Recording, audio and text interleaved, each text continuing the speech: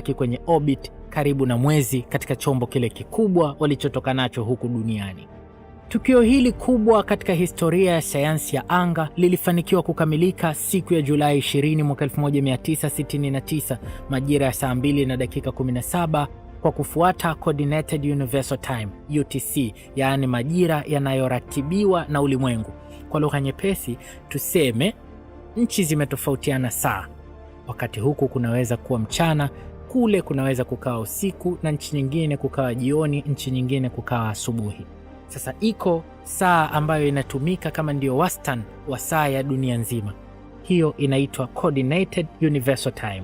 Kwa hivyo ilifuatwa hiyo Universal Coordinated Time na ikaonyesha kwamba saa 2:17 usiku ndio Neil Armstrong na mwanaanga mwenzake wakafanikiwa kutua juu ya uso wa mwezi. Lakini kule mwezini walipofika, wakati ule kulikuwa ni mchana.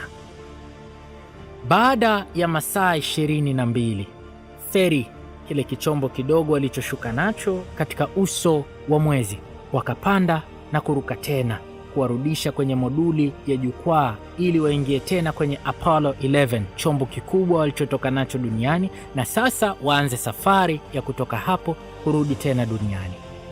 Walipokuwa pale kwenye mwezi, Neil Armstrong na mwenzake waliweka bendera ya Marekani na wakaacha bango lililokuwa na ujumbe.